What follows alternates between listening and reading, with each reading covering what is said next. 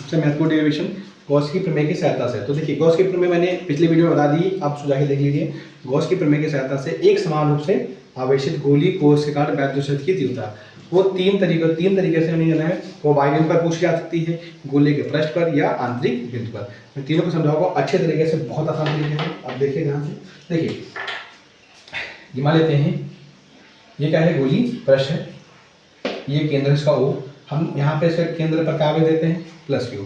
और जब भी चालक, ये चालक है, और जब चालक की विशेषता होती है, अगर उसको आप आवेश देंगे, उसके केंद्र पर भी देंगे, तो उसके बाह्य यानी उसके पृष्ठ पर क्या हो जाएगा, एक समान रूप से क्या हो जाएगा, बताइए, वितरित हो जाएगा। यह चालक की विशेषता है, ठीक है। वो केंद्र पर नहीं रहेगा, बल्कि क्या हो जाएगा, उसके पृष्ठ यानी सतह पर वितरित हो जाएगा, ठीक है।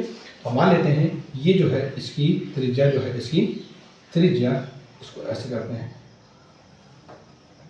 ये क्या था, केंद्र O था, ये कौन सा आवेश था, प्लस Q आवेश था, ठीक है। और इसकी जो त्रिज्या है वो कितनी है, R।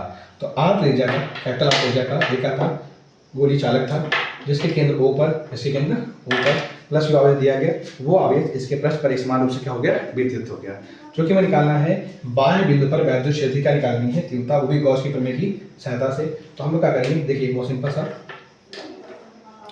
देखिए हम मान लेंगे यहाँ पर बाहर में भी बाह्य बिंदु है, R दूरी पर, कितनी दूरी पर, R दूरी पर एक कोई बाह्य बिंदु P है। इस पर हमको क्या करना है, वैद्युत क्षेत्र की तीव्रता। हम लोग पढ़ा है प्लस Q है, तो इससे जो वैद्युत बल लिखा है, वैद्युत क्षेत्र की दिशा होगी, वैसे दूर की ओर होगी, ऐसे हो गया। और क्या करेंगे, इस बिंदु P से गुजरने वाला, इस बिंदु P से होकर गुजरने वाला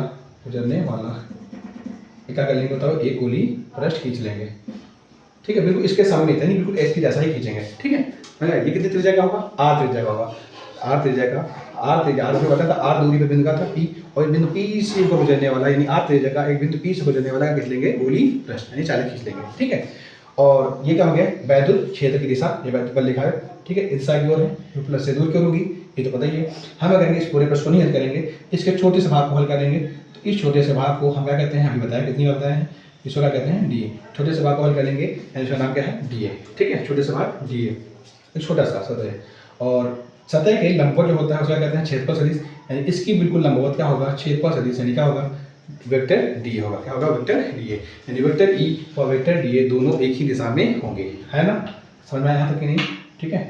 अब कुछ नहीं करना, बिल्कुल ध्यान से लेना, बहुत आसानी से जो मैं तरीका बताया हूँ, आप अगर पिछले वीडियो देखेंगे आपको आसानी समझ में आ जाएगा। कुछ नहीं करना है, आपको छोटे से भाग को हल करना है। छोटे से भाग को क्या कहते हैं, नाम था लघु क्षेत्रफल अवयव, ठीक है। इसको क्या कहते हैं, क्षेत्रफल। तो लघु क्षेत्रफल अवयव ये क्या था, DA से होकर गुजरने वाला वैद्युत फ्लक्स। तो जब लघु क्षेत्रफल हल करेंगे तो देखिए यहाँ पे लिख रहे हैं, लघु का हल करते हैं, क्या लिखते हैं, वैसे लिखते हैं D फाई लिखते हैं, यहाँ पे लिखते हैं वेक्टर E डॉट, वेक्टर क्या लिखते हैं, DA, वेक्टर हटाते हैं, क्या आएगा, EDA cos theta, EDA cos theta आता है ना, ठीक है। अब देखिए ये था D फाई, ये था EDA, ये क्या था, cos, और थीटा लिखा था। अब देखिए वेक्टर E और वेक्टर D दोनों एक ही दिशा में है, और अगर एक ही दिशा में है तो कोण कितना हो जाएगा, 0, EDA, और 0 का मान क्या हो जाएगा, 1, ये हो गया EDA। दोनों की दिशा अगर एक ही है, इसलिए मैंने यहाँ पे थीटा के स्थान पे क्या लिखा है, 0, क्योंकि जो थीटा है वो इन दोनों के वेक्टर E और वेक्टर D के बीच बना कोण था, और कोण कितना था, देखिए 0 था, क्योंकि दोनों एक ही दिशा की समांतर है, तो 0 हो गया। cos 0 का मान कितना होता है, 1 होता है। जैसे मैंने लघु क्षेत्रफल किया था, इतना छोटा होगा, इतना ये D होगा, ये D होगा, ये D होगा, ये D हम लिखेंगे, तो ये फिर से मिलेंगे संपूर्ण प्रश्न, हो जाएगा संपूर्ण प्रश्न। तो लघु क्षेत्रफल के स्थान पर आपका लिखेंगे, बताइए, संपूर्ण क्षेत्रफल से होकर गुजरने वाला वैद्युत फ्लक्स। और जब संपूर्ण क्षेत्रफल से होकर गुजरने करेंगे तो संपूर्ण में क्या करते हैं, कुछ नहीं, सिंपल सा देखिए, हम क्या करते हैं, केवल पहली बात तो फाई लिखते हैं, केवल लिखेंगे फाई, ठीक है, समाकलन का चिन्ह लगाएंगे, और जो संपूर्ण, जो छोटे से भाग को हल किया था वो लिखेंगे, उसका समाकलन कर देते हैं बस। D फाई का मान कितना आया था, देखिए EDA कितना आया था, EDA आया था, ई कांस्टेंट है, एक बाहर कर लेंगे, ये हो गया डी ए, क्योंकि प्रत्येक जगह यहाँ पर इस पर कहीं पर भी निकालेंगे वैद्युत क्षेत्र का मान समान आएगा। ठीक है, तो ये हो गया फाई, ये हो गया फाई, तो उसका समाकलन नहीं होगा। फाई का मान क्या होता है, देखिए हम लोग उसके में पढ़ा है, क्यू बटे एप्सिलॉन नॉट हो गया। ई को ज्ञात करना है। अब देखिए अगर देखो ये डी जोड़ते जाएंगे तो ये क्या बनेगा, इस गोले का बाह्य पृष्ठ, और बाह्य पृष्ठ को ध्यान देखोगे तो ये क्या है, गोले का पृष्ठीय क्षेत्रफल, यानी कि गोले का वक्र पृष्ठ, और वक्र पृष्ठ जो होता है वो होता है 4πr²। ठीक है, नहीं वेक्टर डी का सॉरी समाकलन जो था इंटीग्रल डी जो लिखा था उसे हम कर सकते हैं 4πr²।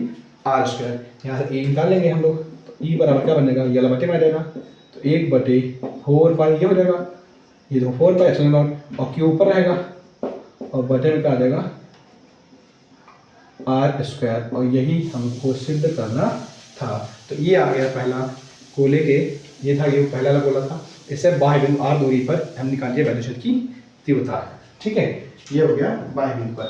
यदि हमें क्या निकालना होता है, गोले के पृष्ठ पर। सेकंड पॉइंट, गोले के पृष्ठ पर निकालना होता है। तो जब पृष्ठ पर निकालेंगे, देखिए ध्यान से, पृष्ठ पर निकालेंगे तो ये पृष्ठ है, तो यहाँ पर अगर यहाँ पर निकालेंगे तो सेम वही काम करेंगे। ठीक है, तो यहाँ पर आएगा, अगर यहाँ पे आएगा तो केवल कोई चेंज तो होगा नहीं, केवल चेंज क्या हो जाएगा, देखिए इस यहाँ पे देखिए ये r था, अब r का मान ये है मेरा, कितना है देखिए, यानी बस तीव्रता तो सेम ही आएगी। ई बराबर कितना आएगा, 1/4πr² क्यू बटे, और यहाँ पर क्या हो जाएगा कैपिटल R², यानी स्मॉल r के साथ कहाँ होगा कैपिटल R, क्योंकि ये वाली त्रिज्या तब यहाँ से यहाँ तक कितनी रहेगी, r रहेगी। ठीक है, और गोले के केंद्र पर, यानी कि यहाँ पर आंतरिक बिंदु यानी यहाँ पर हो गया। अगर केंद्र पर निकालेंगे कहाँ पर,